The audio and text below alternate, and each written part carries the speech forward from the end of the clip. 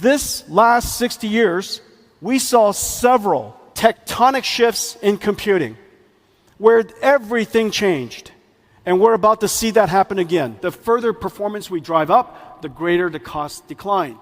Hopper platform, of course, was the most successful data center processor probably in history. However, Blackwell is here, and every single platform, as you'll notice, are several things. You got the CPU, you have the GPU, you have NVLink, you have the NIC, and you have the switch. Every single generation, as you'll see, is not just the GPU, but it's an entire platform. We build the entire platform. We integrate the entire platform into an AI factory supercomputer. However, then we disaggregate it and offer it to the world. Our basic philosophy is very simple. One, build the entire data center scale, disaggregate it, and sell it to you in parts on a one-year rhythm, and we push everything to technology limits. Whatever TSMC process technology will push it to the absolute limits. Whatever packaging technology, push it to the absolute limits. Whatever memory technology, push it to absolute limits. SerDes technology, optics technology, everything is pushed to the limit. Well, Blackwell is here. Next year is Blackwell Ultra. Just as we had H100 and H200, you'll probably see some pretty exciting new generation from us for Blackwell Ultra. Well, this is the very first time, and I'm not sure yet whether I'm going to regret this or not.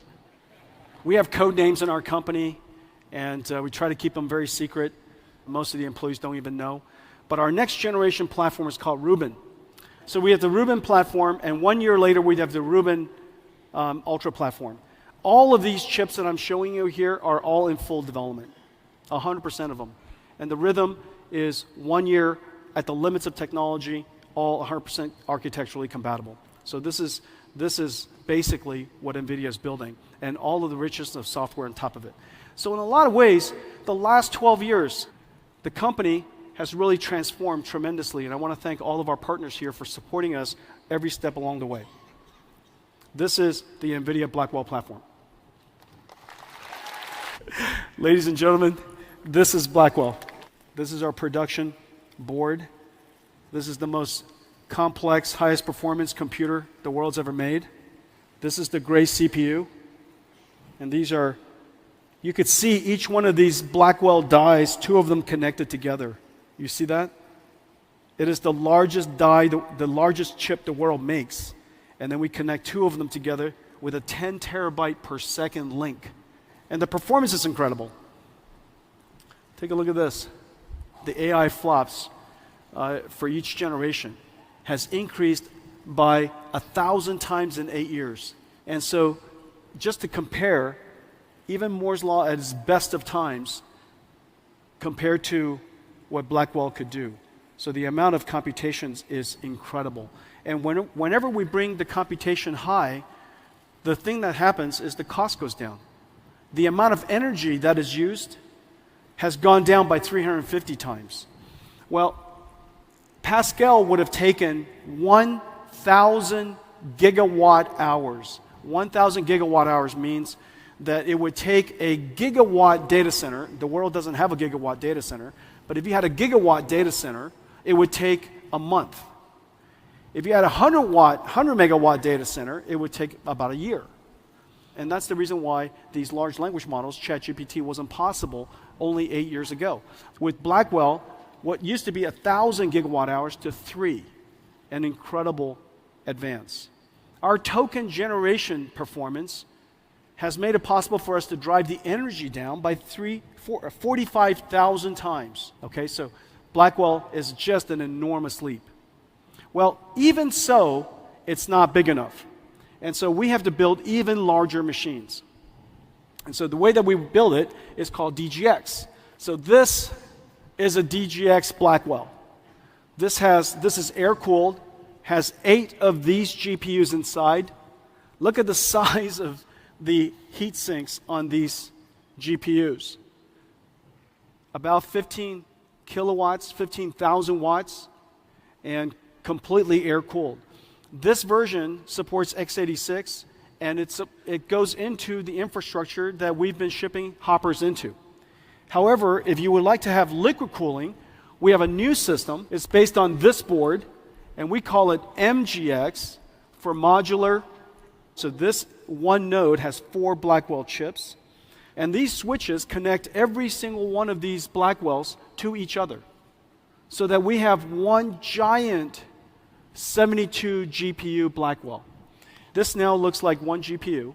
This one GPU has 72 versus the last generation of 8, so we increased it by 9 times.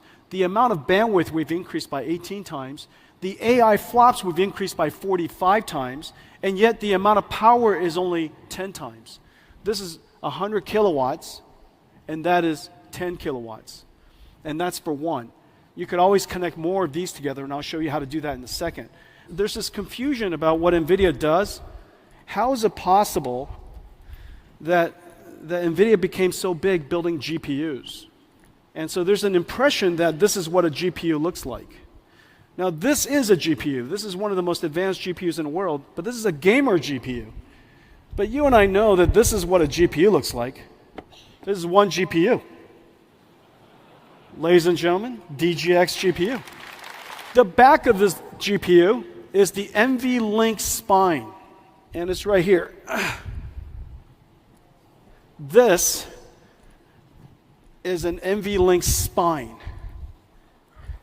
and it connects 72 GPUs to each other. This is an electrical mechanical miracle. The transceivers makes it possible for us to drive the entire length in copper.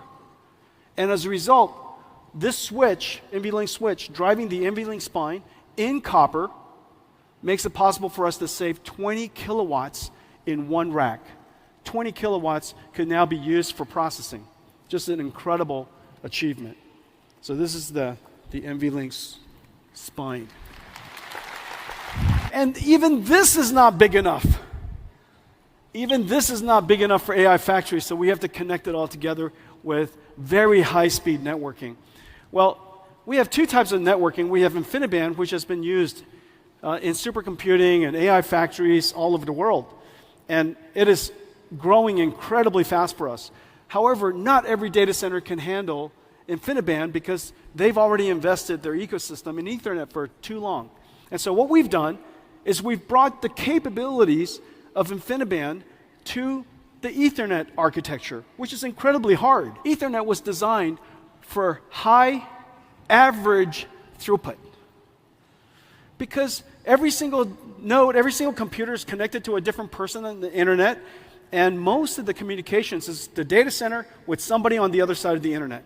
However, deep learning and AI factories, the GPUs are not communicating with people on the internet. They're communicating with each other because they're collecting partial products, and they have to reduce it and then redistribute it. Chunks of partial products, reduction, redistribution.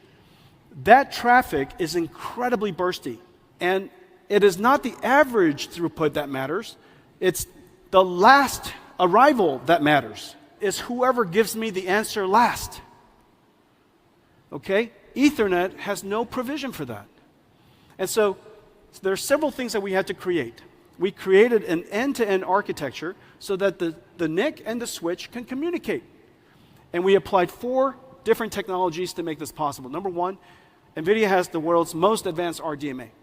And so now we have the ability to have a network-level RDMA for Ethernet that is incredibly great. Number 2, we have congestion control. The switch does telemetry at all times incredibly fast, and whenever the NICs are sending too much information, we can tell them to back off so that it doesn't create hotspots. Number 3, adaptive routing. Ethernet needs to transmit and receive in order. We see congestions, or we see ports that are not currently being used. Irrespective of the ordering, we will send it to the available ports, and Bluefield on the other end reorders it so that it comes back in order. That adaptive routing, incredibly powerful. And then lastly, noise isolation. There's more than one model being trained, or something causes the last arrival to end up too late. It really slows down the training. Well, overall, remember, you have built a $5 billion or $3 billion data center, and you're using this for training. If the training time was 20% longer, The $5 billion data center is effectively like a $6 billion data center. So the cost impact is quite high. Ethernet with Spectrum-X basically allows us to improve the performance so much that the network is basically free. And so this is really quite an achievement. We have a whole pipeline of Ethernet products behind us. This is Spectrum X800. It is 51.2 terabits per second. The next one coming is 512 radix, is 1 year from now. 512 radix, and that's called Spectrum X800 Ultra.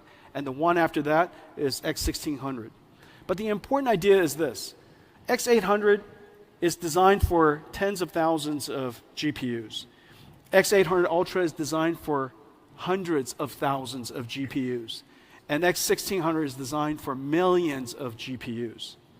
The days of millions of GPU data centers are coming. And the reason for that is very simple. Of course, we want to train much larger models, but very importantly, in the future, almost every interaction you have with the internet or with a computer will likely have a generative AI running in the cloud somewhere. And that generative AI is working with you, interacting with you, generating videos or images or text or maybe a digital human.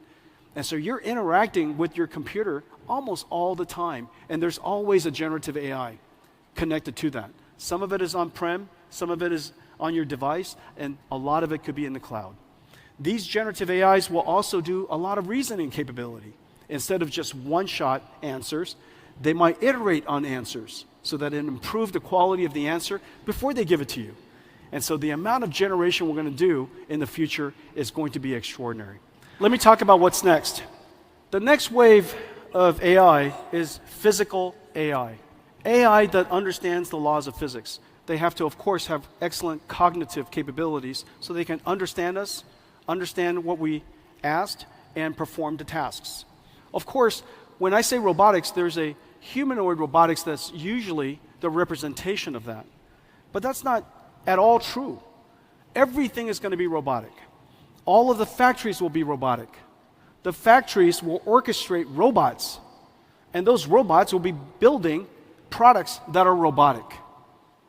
Robots interacting with robots, building products that are robotic. Well, in order for us to do that, we need to make some breakthroughs. First, we're going to create platforms for each type of robotic systems. One for robotic factories and warehouses. One for robots that manipulate things. One for robots that move. And one for robots that are humanoid.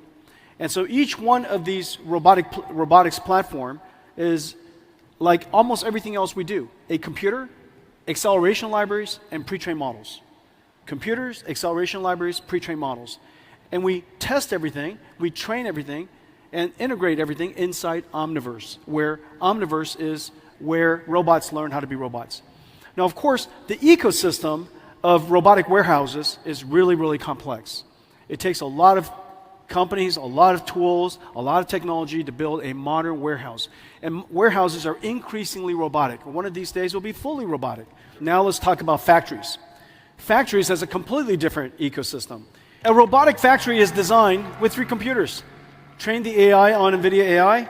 You have the robot running on the PLC systems for orchestrating the factories. And then you, of course, simulate everything inside Omniverse.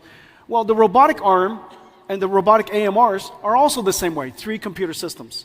And we provide the computer, the acceleration layers, and pre-trained AI models. We've connected NVIDIA Manipulator and NVIDIA Omniverse with Siemens, the world's leading industrial automation software and systems company.